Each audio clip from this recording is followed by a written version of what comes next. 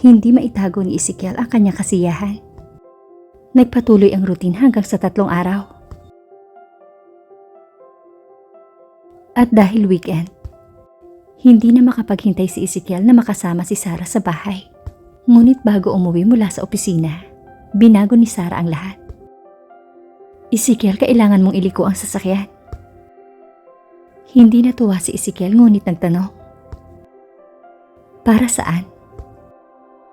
Pupunta tayo sa mga magulang ko. Nalungkot ang ekspresyon ni Ezekiel dahil ayaw pa niyang makilala ang mga magulang ni Sarah hanggat hindi pa ito pumapayag na pakasalan siyang muli. Parang nalungkot ka. Ayaw mo bang makita ang mga magulang ko? Gusto ko ring makita ang mga magulang mo. Pati na rin ang mga kapatid mong walang kontrol. Iniikot ni Ezekiel ang sasakyan habang nagsasalita. Sarah, saan ka man mapunta? Maaari kang maglakad ng nakataas ang ulo. Ngunit hindi ako. Hindi pa ako handa para harapin sila. Nang sandaling iyon, hindi alam ni Sarah kung paano aaliwin si Ezekiel. Huwag kang masyadong mag-isip na kung ano. Ang mga magulang ko ay mas interesado sa kaligayahan ko kesa sa pagtatanim ng sama ng loob. Nilunok ni Ezekiel ang kanyang mga kasalanan at nagmamadaling pumunta sa bahay ng mga magulang ni Sarah. Binuksan ng security ang gate. Lumitaw ang nanay at tatay ni Sarah sa taas ng hagdan at agad na nanlami. Ezekiel, ano na naman ang kailangan mo dito? Hindi nasiyahan ang may edad na lalaki. Dad, maupo muna tayo.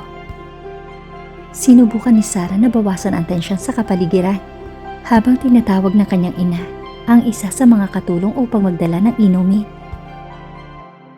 Walang nagsasalita hanggang sa maihain ang inumin.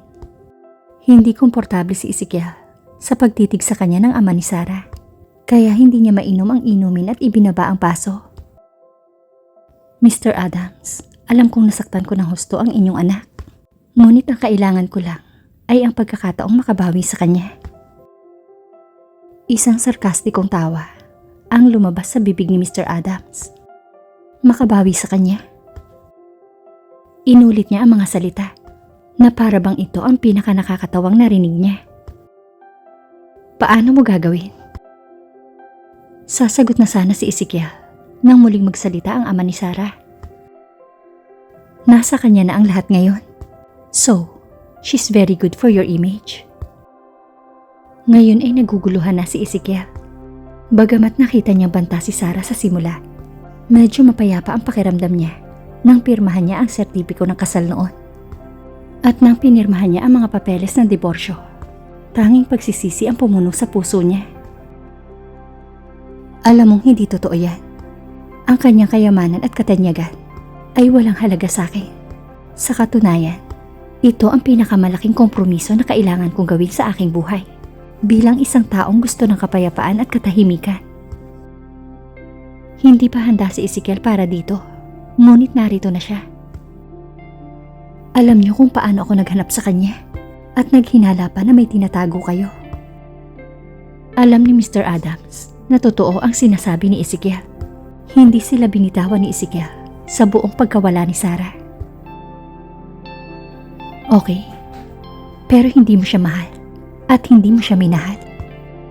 Matapang nasabi ng ama ni Sarah, pero umiling si Ezekiel. Hindi niya ipinakita noon na mahal niya si Sarah dahil gusto niyang mapasaya si Irish. Ngunit hindi yun nagbunga ng inaasahang resulta. I do. Always have and always will. At paano naman ang iyong mistress?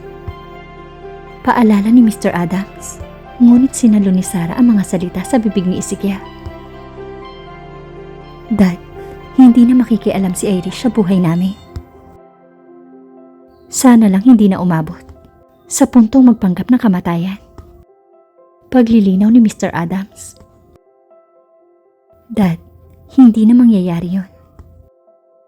Gayunpaman, nag-aalinlangan pa rin ang ama ni Sarah.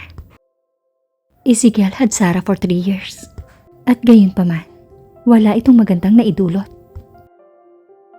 Anak, kung sinasabi mo ito sa akin para maging maganda siya sa paningin ko, I'm not buying it. Pagkasabi noon, tumayo ang matanda at sinabi kay Ezekiel na, sumunod ka sa akin. Ang dalawang lalaki ay pumasok sa study room. Umupo silang magkaharap.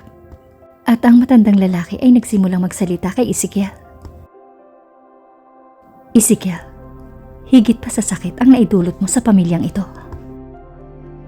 Hindi pinabulaanan ni Ezekiel ang akusasyon. Under observation pa ako, pero hindi ibig sabihin na ang mga aksyon ko ay makatwiran. Inaamin ko ang aking mga pagkakamali. At kapag naulit-ulit, sabi ng matanda, ngunit agad yung pinutol ni Ezekiel. Hindi na, Mr. Adams. Wala kang idea kung paano ako nabuhay ng 3 taon na wala siya. Isa pa, hindi pa rin siya pumapayag na magkabalikan kami. Pagbubunyag ni Ezekiel, medyo gumaan ang loob ng matanda.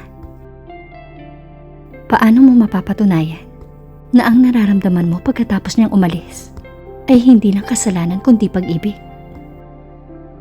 Tanong ni Mr. Adams na medyo nagdududa kay Ezekiel dahil ito ay tumangging tumulong sa kanilang negosyo noon. Ngayon, hindi na nila ito kailangan. Dad, it was both. Sagot ni Ezekiel bago niya napansin na nabigla ang matanda sa paraan ng pagtawag niya ng daddy dito. Palagi itong tinatawag ni Ezekiel ng ganoon dati. Ngunit nang nawala si Sarah, tinawag niya itong Mr. Adams. Sana hindi mo masamain ang muling pagtawag ko sa iyo ng daddy. Naramdaman ko lamang ang tunay na kaligayahan nang pumayag siya sa isang lingkong kontrata na kasama ako. Lumambot ang ekspresyon ng mukha ni Mr. Adams nang mabanggit ang isang kontrata. Ibig sabihin ay may oras pa si Sarah para magbago ang isip. Ngunit gusto niya itong usisain sa ilang impormasyon na alam niya tungkol kay Ezekiel. Nasabi mo na ba kay Sarah ang tungkol sa AC Group? Natigilan si Ezekiel. Bukod kina Madison at Luke, walang ibang nakakaalam tungkol sa AC Group. Paano mo nalaman ang tungkol dito? Ngumiti si Mr. Adams. Hindi lang ikaw ang magaling mang-espiya ng tao. Pagkatapos kung paano mo siya hinarap dito at sa kanyang premiere sa kanyang pagbabalik, ginawa ko ang parehong mga hakbang tulad ng ginawa mo. Meron akong taong sumusubaybay sa'yo. Biglang nalito si Ezekiel. Hindi niya inaasahan na ang kanyang biyanan ay napakatalino. Ngunit hindi siya nagalit tungkol dito.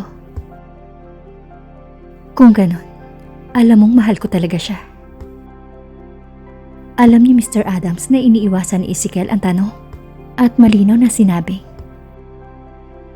mas interesado ako kung bakit itinago mo ang AC Group kay Sarah kung talagang mahal mo siya. Isang tawa ang kumawala kay Ezekiel dahil hindi niya inaasahan ang ganoong tanong mula sa isang taong sinasabing nag-espiya sa kanya. Hindi mo ba alam ang mga detalye? Dismayado ang mukha ni Mr. Adams. Kahit gaano niya sinubukan, hindi niya ma-access ang ilang impormasyon tungkol kay Ezekiel. Ang alam ko, ikaw ang nagsimula ng kumpanyang iyon. Pinindot ni Ezekiel ang ilang bagay sa telepono niya at ipinakita yun kay Mr. Adams. Marami na itong alam. And soon, everything would be out in the open. Ito ang mga detalye.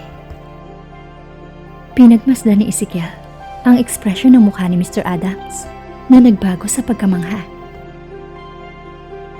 Idiniklara siyang patay. Kaya paano siya nag-iisang may-ari? Ngumiti si Ezekiel at ipinaliwanag ito sa matanda.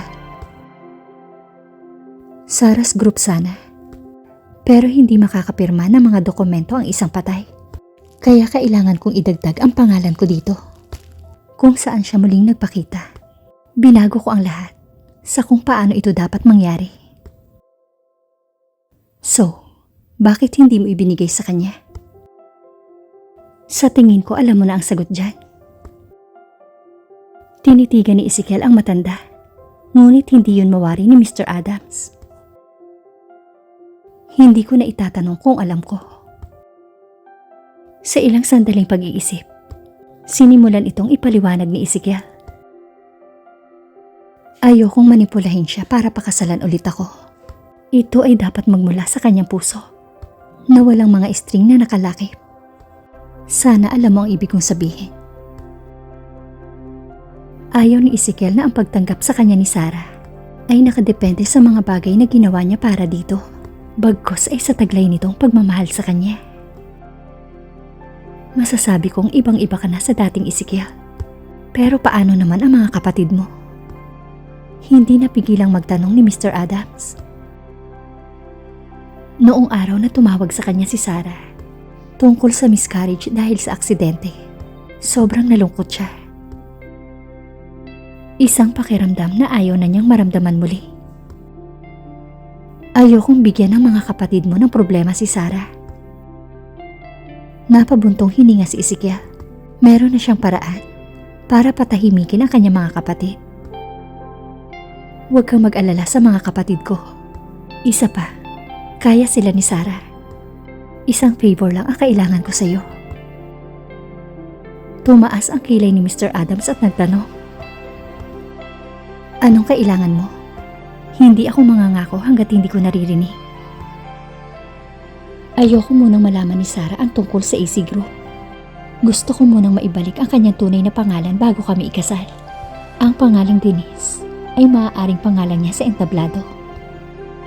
Sabi ni Ezekiel. Natuwa ang may edad na lalaki dahil nagkasundo silang dalawa sa iisang bagay. Gusto ko rin ito para sa kanya. Pero anong dahilan mo? Tanong ni Mr. Adams. Iniisip na natatakot si Ezekiel sa kasikatan ni Denise. Ayokong baguhin ang pangalan sa dokumento bago ko ito ibigay sa kanya. At ikaw ang tatay niya. Ang kanyang maiden name ay dapat na sumasalamin dito. Feeling ko lang, hindi tama na ilagay niya ang pangalang Denise sa marriage certificate namin.